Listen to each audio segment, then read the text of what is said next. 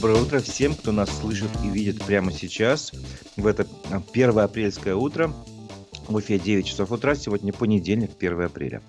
В эфире программа «Аспекты республики», у микрофона Разиф Абдуллин. Сегодня мы расскажем о событиях минувших выходных в Башкирии, обсудим их, проведем голосование на нашем канале в Ютубе, а также посмотрим фрагмент нового проекта «Башкирская весна».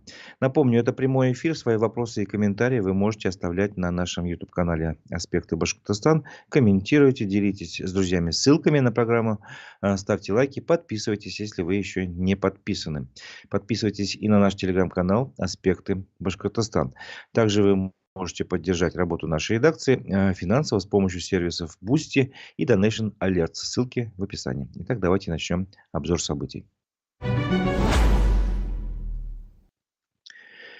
Кикинском районе попрощаются с электрогазосварщиком, погибшим на специальной военной операции. Об этом сообщила глава Кикинского района Зухра Гордиенко. Наиль Зинатов родился в Челябинской области, но переехал в село Абзаево, откуда родом его родители. И вот 60 лет он отправился на специальную военную операцию. Прощание с ним должно состояться сегодня, 1 апреля. Об этом сообщила МКС.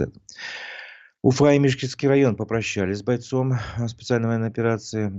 В Уфе, проводили в Орджоникидском районе Андрея Изибаева.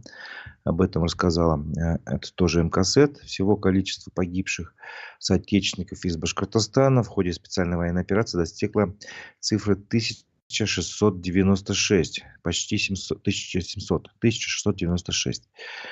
Тем временем родственники шахтеров следят за их судьбой. Шахтеров из Башкортостана, и не только из Башкортостана. 13 человек остались под завалами на руднике «Пионер» в Амурской области. И вот местное издание АСН-24 сообщает, что спасатели продолжают работу над бурением 3 скважин. Собственно говоря, уже 8 скважин бурятся. При бурении 5-й и 6-й скважины на руднике «Пионер» вышли в горные выработки, сообщает вот это издание. И по итогам их обследования было обнаружено наличие воды, глины и льда. Об этом сообщили вчера спасатели. Вот. В ведомстве добавили, что проходка скважин ведется в местах возможного нахождения людей для определения состояния горных выработок, наличия в них пригодной для дыхания атмосферы, присутствия воды, пульпы и горной массы. Кроме того, сохраняется опасность повторного прорыва горной массы и воды в выработке шахты и угроза обрушения борта карьера. Руководитель ликвидации аварии решил приостановить работы в горных выработках шахты ниже зоны затопления.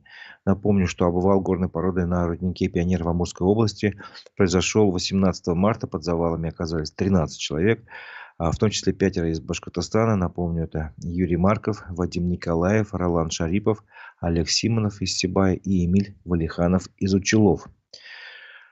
Сегодня сообщили, что продолжаются в Уфе поиски 2 подростков, 13-летнего Павла Паличева и 14-летнего Дамира Адигамова, пропавших в субботу, 30 марта.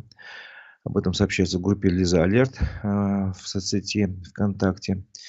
Ну и все СМИ за этим событием следят, в том числе следят и пруфы. Они рассказали, что на данный момент в поиске приняли участие уже свыше 270 человек, осмотрели береговую линию, лесной массив.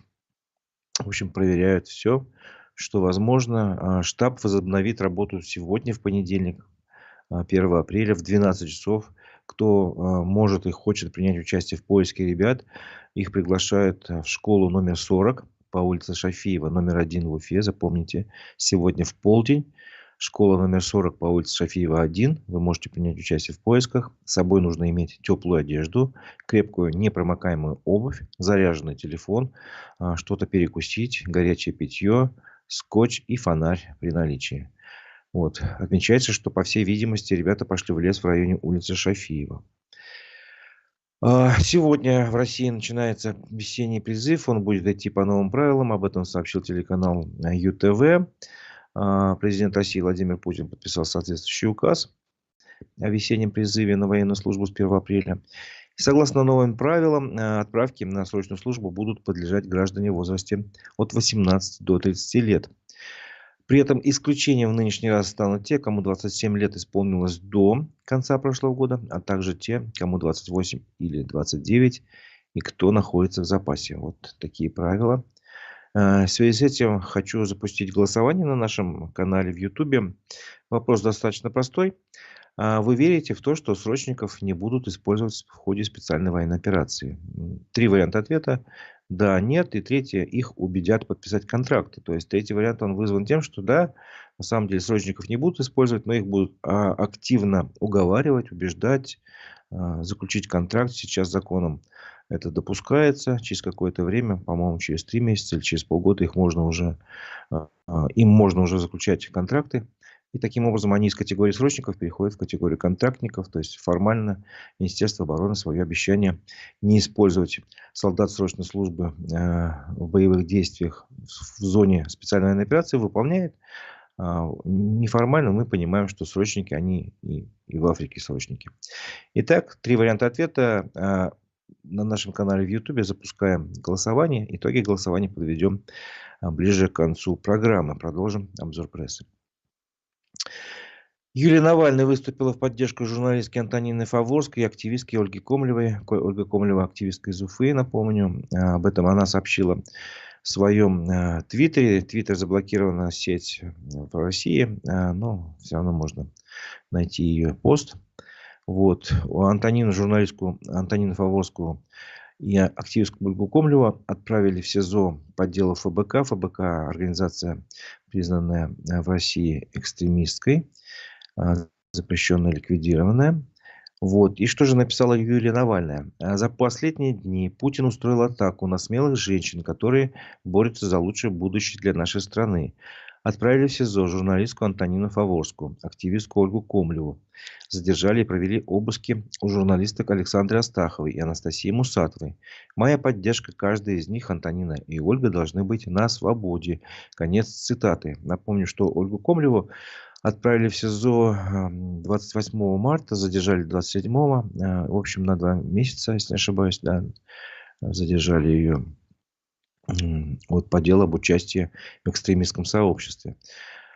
Также можно вспомнить, что на Ольгу Комлеву ранее силовики подавали множество исков. В общей сложности, по-моему, 18 заявлений на сумму более 5,5 миллионов рублей за работу внеурочную во время акции протеста в поддержку Алексея Навального в Уфе. Алексей Навальный при жизни был внесен в список экстремистов-террористов. И вот надо каждый день смотреть, убрали его оттуда или нет. По крайней мере, по данным на конец прошлой недели, он все еще был в списке. Хотя по закону человек после смерти из этого списка должен быть исключен. Вот, продолжаем тему Ольги Комлевой.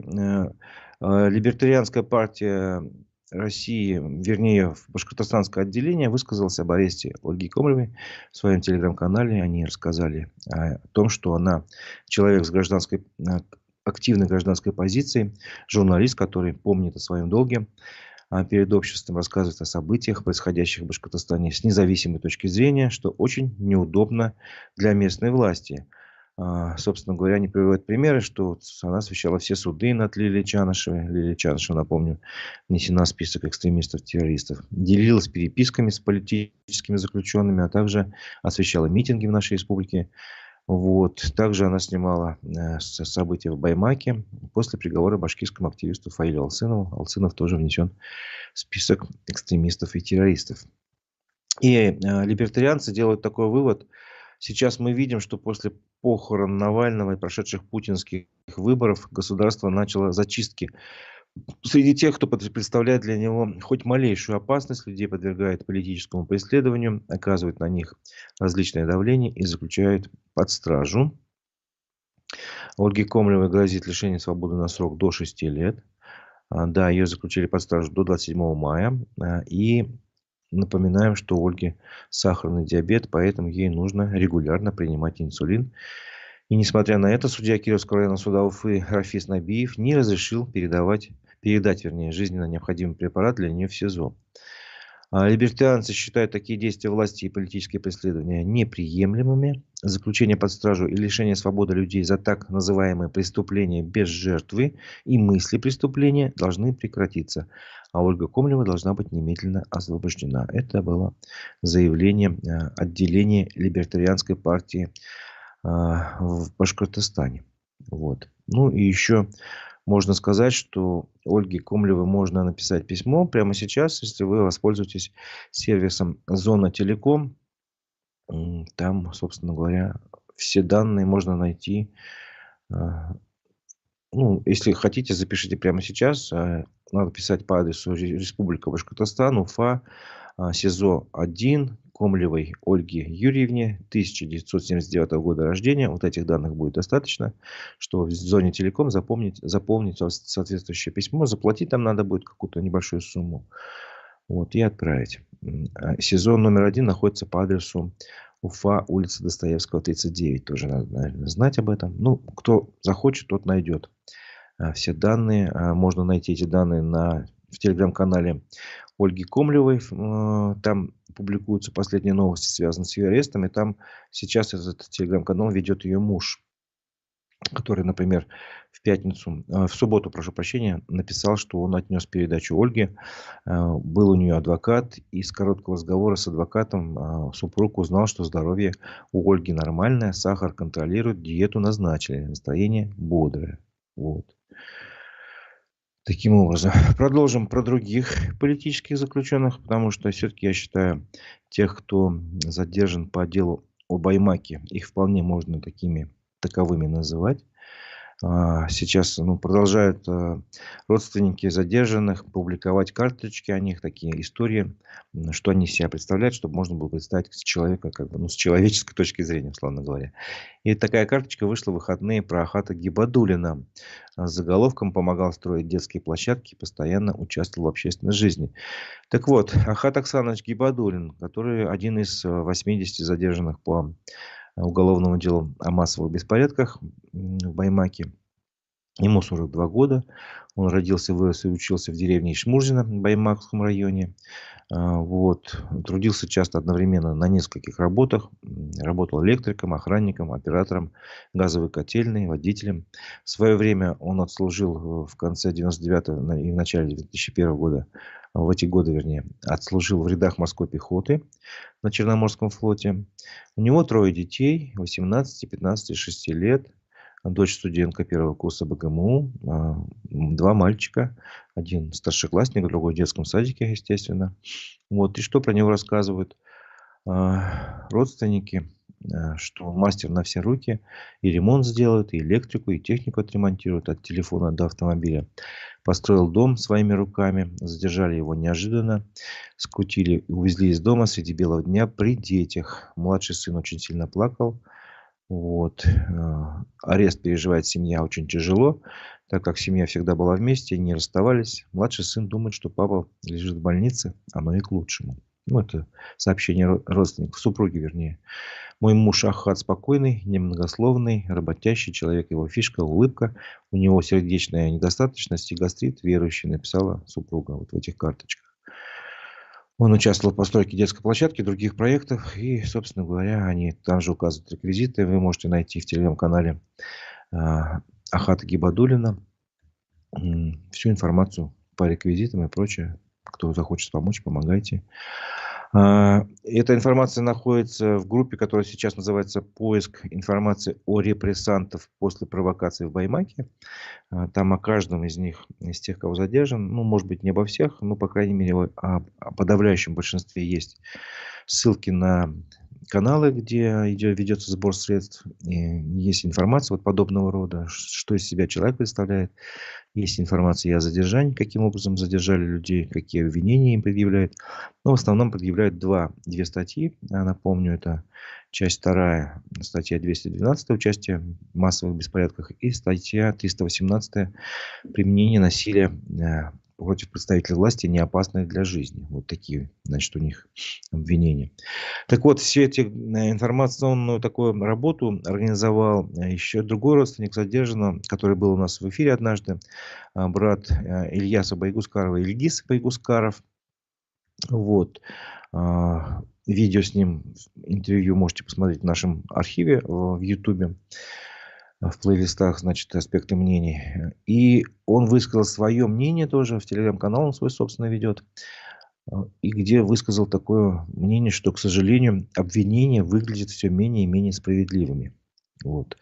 читая обвинительные постановления, цитирую Ильгиза Байгускара, и все менее и менее надеюсь, что это будет справедливое решение.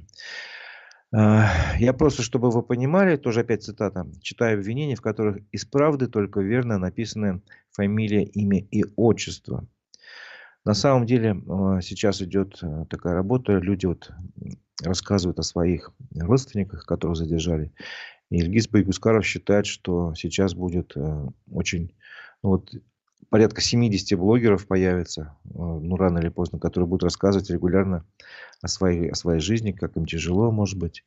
Вот. На самом деле, для начала достаточно даже 10 человек, которые 2 раза в неделю рассказывают о своих трудностях. И это примерно будет аудитория 2 миллиона человек в месяц будут видеть на всех платформах. И сам он этим процессом не управляет. После заявления генерального прокурора жены начали понимать, и я их даже, если хочу, не смогу остановить. Но напомню, что генеральный прокурор России Игорь Краснов на расширенной коллегии Генпрокуратуры назвал происходящее в Баймаке и поставил в один ряд с тем, что произошло в Дагестане. В Дагестане, напомню, там толпа ворвалась в аэропорт, что-то там было разрушено. В общем-то, там действительно была такая межнациональная подоплека. Искали израильтян, прилетевших на самолете. Что хотели с ними делать, непонятно. Но там была такая антисемитская, скажем так, массовая акция. Вот. И в Дагестане 27 человек было предъявлено обвинений уголовных. У нас уже 80 почти. Вот. Ну, собственно говоря, продолжая баймакскую тему, сейчас перейдем к новому проекту Дилары Гундоровой. Дилара Гундорова, кто помнит, кто не помнит, руководитель автономной некоммерческой организации «Информационно-аналитический проект». Но она также стала известна тем, что заявила о своих претензиях на выборы осенью этого года на пост главы Башкортостана. Так вот, она запустила в Ютубе новый проект, называется он «Башкирская весна». И там первая, значит, передача, она примерно минут 20. Там бывший министр молодежной политики при Муртазе Чурахимовой тогда Рамиль Хисамеддинов задавал ей вопросы в формате дружеской беседы. Мы взяли самые интересные там 3 вопроса, в том числе один из них касается баймакской темы, и поэтому так сократили, не стали же 20 минут вам все показывать. Сократили где-то до 4 минут. Вот этот фрагмент этого нового проекта «Башкирская весна» я и хочу предложить вашему вниманию. Давайте его посмотрим.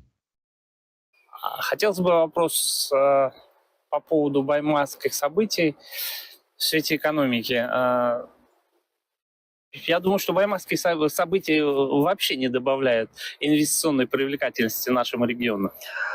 Баймак – это тонко, где тонко, там и рвется. Собственно, и вот эта концентрация моментов и экономических, и политических, и социальных, ну и давайте так, и национального фактора, горячий башкирский характер, он там все показал, да, и вот эти противостояния, внутренние конфликты, инфраструктура, много уже можно перечислять, но взорвалось именно в Баймаке. Какая разница, так могло взорваться в любой точке, в Мелеузе, в Нефтекамске, в любом районе, прорвало конкретно в Баймаке. И все это знают, что сегодня Баймак, а завтра кто. У нас, видите, есть несколько, скажем так, проблемных мест. Вот это страшная экологическая проблема Стерлитамак, Салават, вот этой зоны. Ее никто не решает. Много их из севера республики. Он вообще богом забыт, будем так говорить. А наши пограничные, скажем так, территории, муниципалитеты, они уже давно ориентировались на соседние республики, ибо им там удобнее получается и работать, и жить. Тот же Абзелилский Зауралье в сторону Магнитки, да? Ой, Абзелил, это говорю, они уже открыто говорят, что челябинские бизнесмены уже фактически все купили там.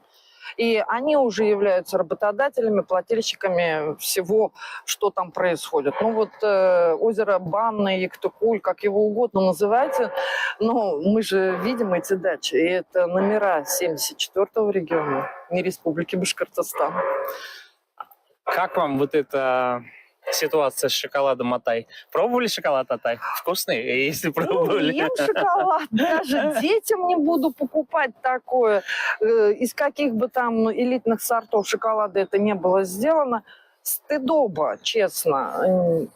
Мы ведь понимаем, давайте так, дело же даже не в шоколадке. Дело не в том, что даже Хабиров разместил свое изображение с сыном. Это мило, по-своему, может быть, было и хорошо истолковано. Одна проблема. Атай. Мы же понимаем, какой смысл вы вкладывали в это слово. Отец народа. Отец народа. Хабиров не имеет морального права называть себя отцом народа. Последнего отца народа, которого называли, был Сталин. И его за это, я помню, однозначно Хрущев на чем поднялся, да, развенчание культа личности. Это что у нас? Реинкарнация вот этих времен?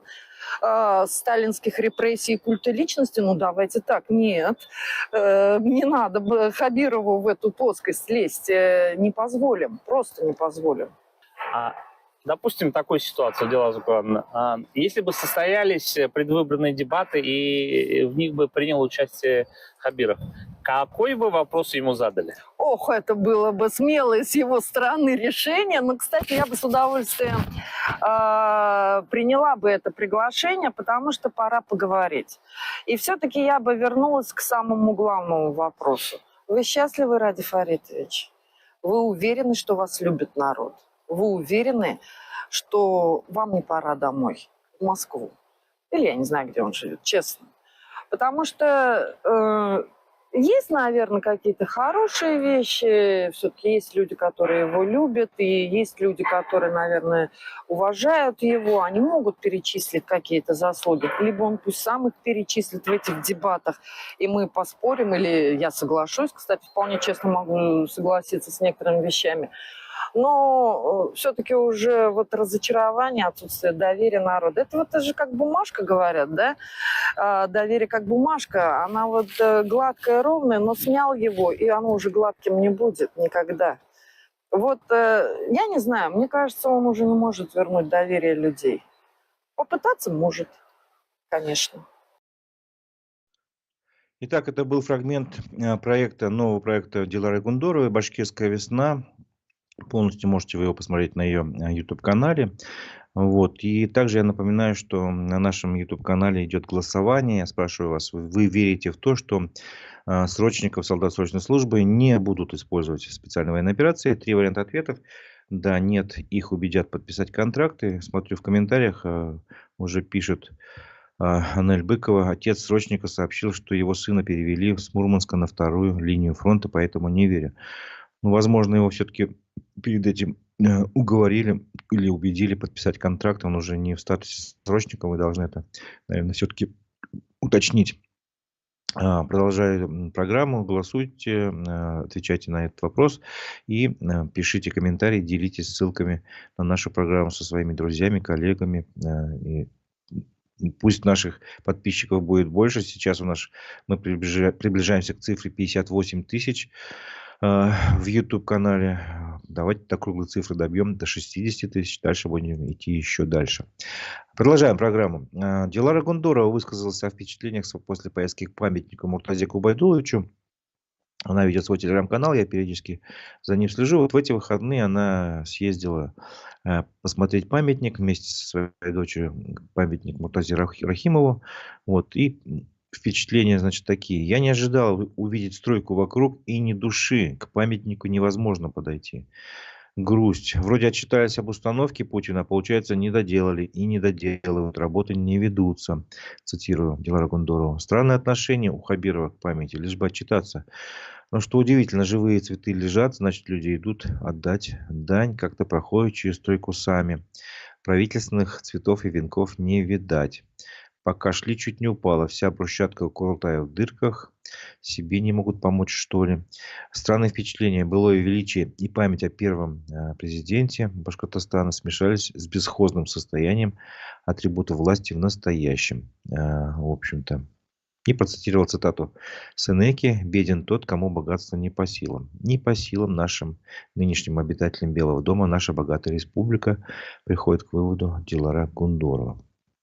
Из интересных сообщений вчера Proof.ru рассказали о том, что Ради Хабиров вошел в такой антирейтинг ОПЕК топ-10 репутационных кейсов глав регионов от 25-31 марта с негативным кейсом об отсутствии вакцины против кори в Башкортостане. Да, напомню, один из активистов написал, что не может никак найти корь, вакцину против кори, и потом в Минздраве прокомментировали, да, действительно, что вакцина кончилась пока. То есть, собственно говоря, вот этот кейс вошел как негативный в такой антирейтинг. И тут же появляется еще сообщение, что Ради Хабиров, ряд источников утверждает, что Ради Хабиров, его пригласили завтра, 2 апреля, на встречу в Кремль с Владимиром Путиным.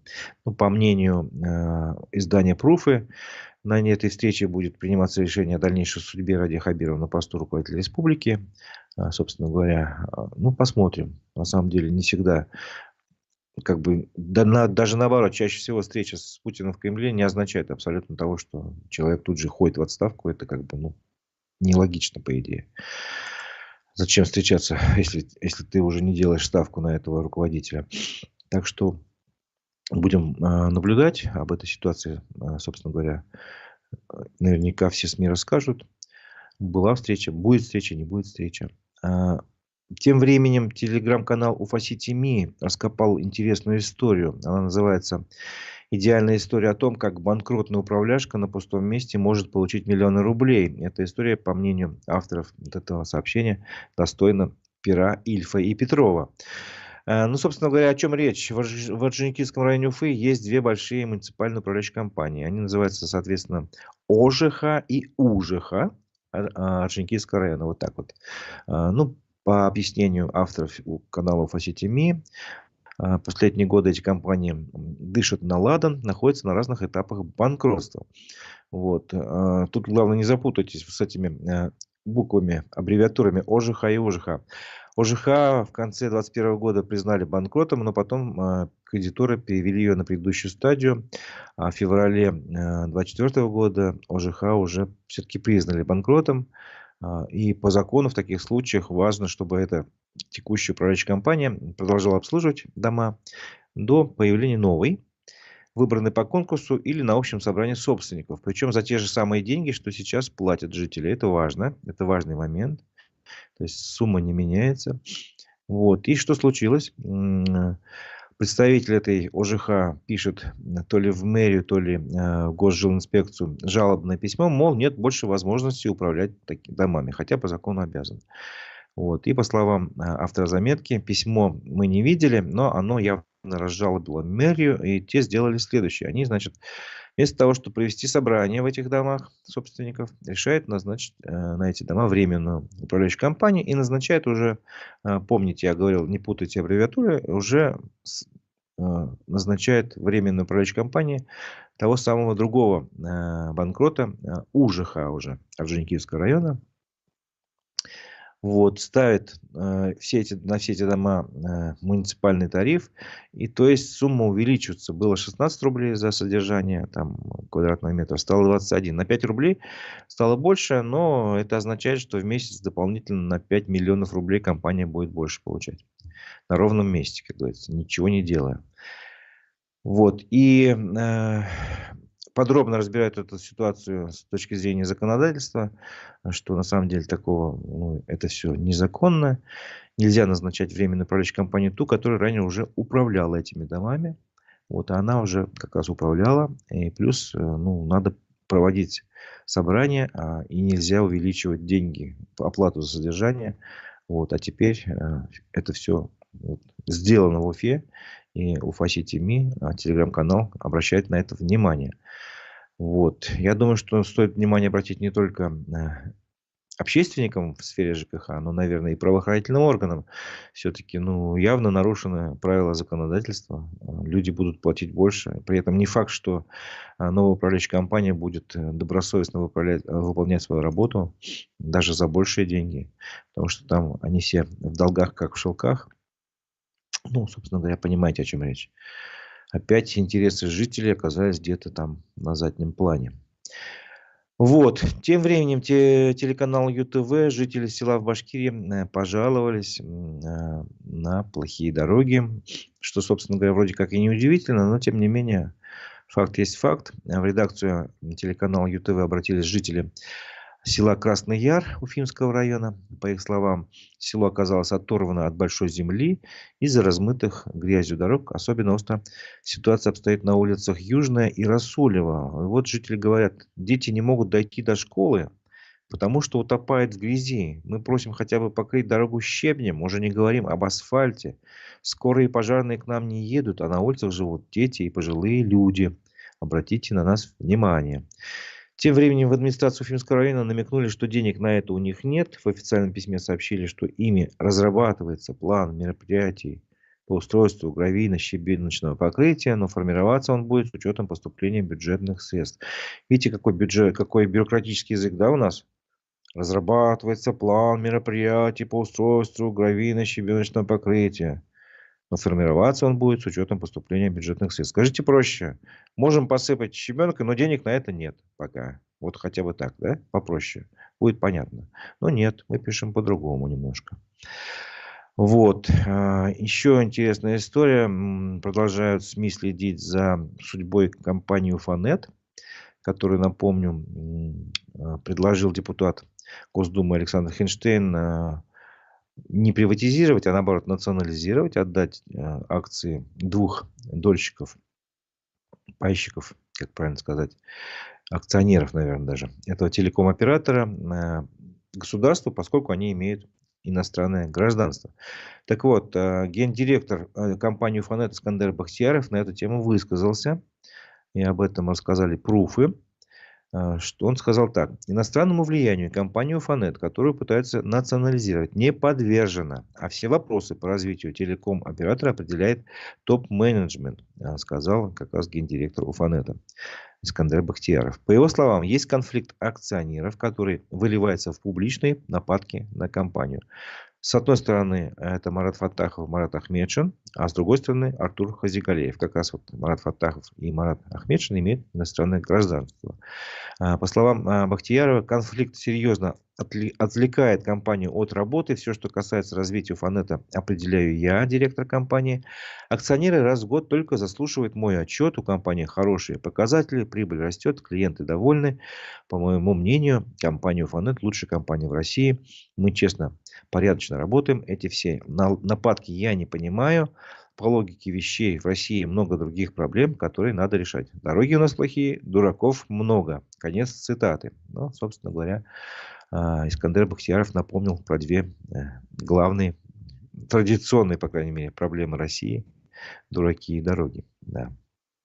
Ну, также надо добавить, что Генпрокуратура за прошлый год уже вернула государству 15 стратегических предприятий. И, в принципе, этот процесс, я думаю, в этом году продолжится. И, скорее всего, продолжится более ускоренными темпами. Вот. О том, что в России, ну, даже не в России, а в Башкирии много других проблем, кроме вот того, что нужно отдать акции компании успешной, кому-то государство вернуть. Это как бы это легко сделать, а для этого много ума не надо. А вот заниматься реальными проблемами тут как бы сложнее.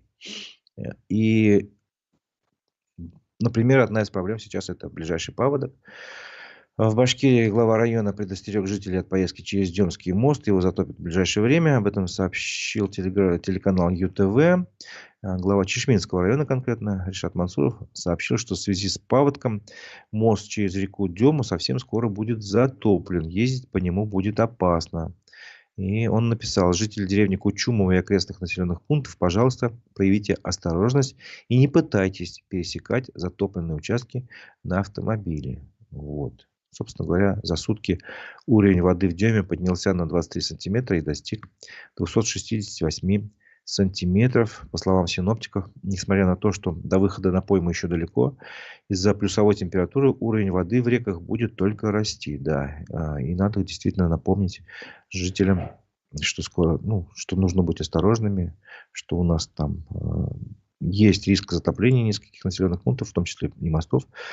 И напомню, что на нашем канале в Ютубе я провожу голосование. Прошу вас ответить на вопрос: верите ли вы в то, что срочников не будут привлекать на специальную военную операцию? Там 3 варианта ответа. Голосуйте. Итоги голосования подведем к концу голосования.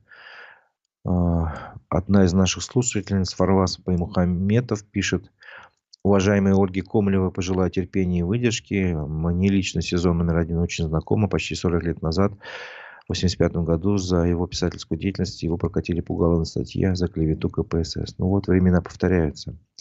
Собственно говоря, тоже за слова, видимо, Фарваза Баймухаметова отправили в СИЗО. И сейчас, ну, Ольга Комлева никакого, на мой взгляд, вреда никому не принесла. Только делала общественную политическую работу, как она считала нужным. Но вот со временем та работа, которую она проводила, теперь считается экстремистской, к сожалению. Продолжаем новости. Касаются они современных реалий.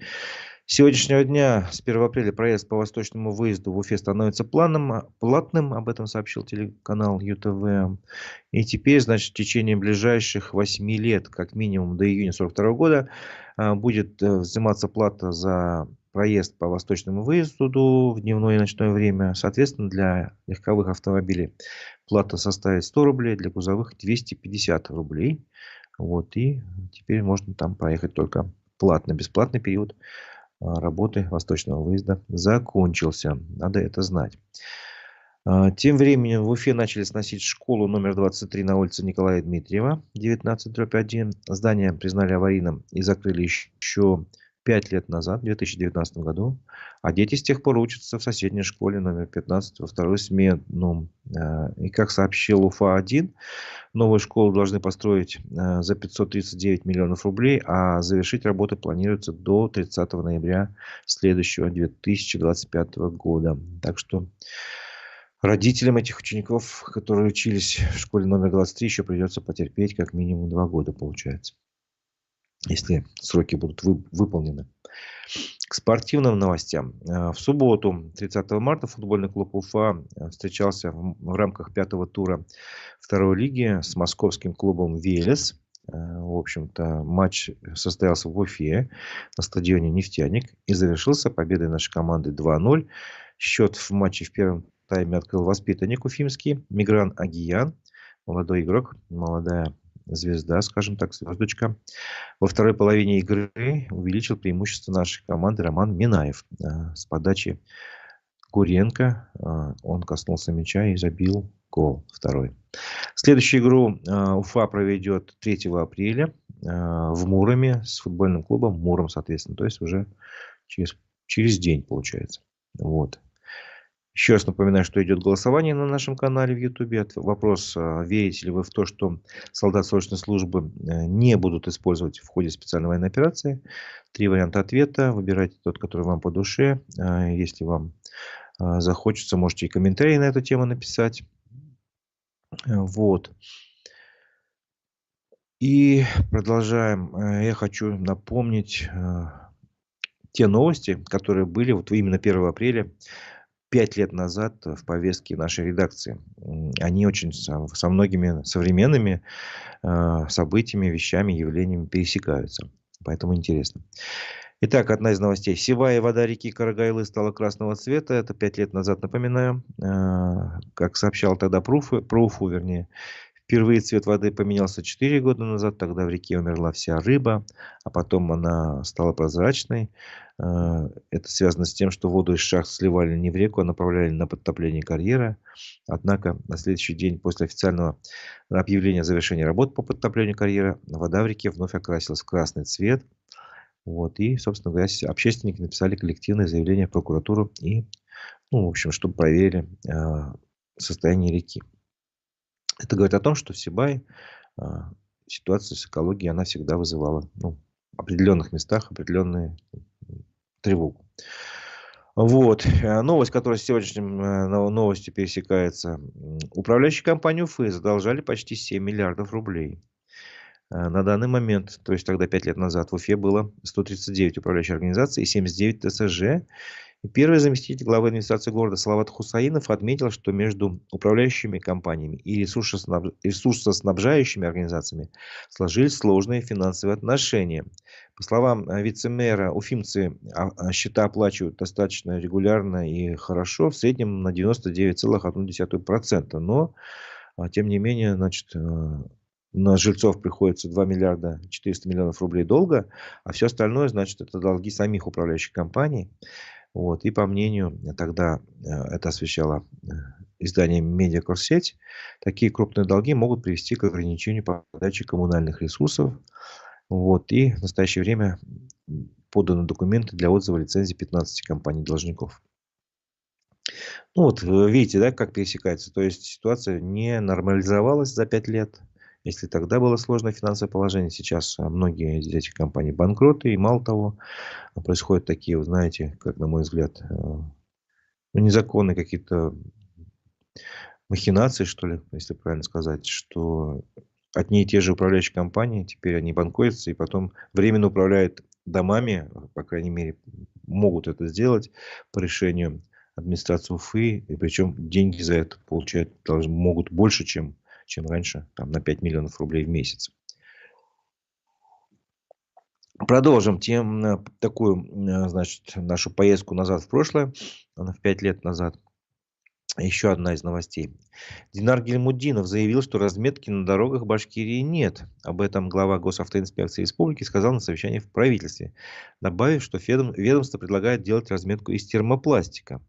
Вот, это, в общем, было заседание правительства, и на этом заседании глава Госавтоинспекции как раз рассказывал о ситуации с разметкой. На это, по словам председателя Госкомтранса тогда Тимура Мухамедьянова, Уфа уже закупила 3 установки по производству термопластиковой разметки. И, в общем-то, 5 лет назад такая разметка должна была появиться в Уфе. В общем-то, и за этот председатель Госкомтранса заявил, что такая установка разметки термопластиком стоит в 4 раза дороже обычной.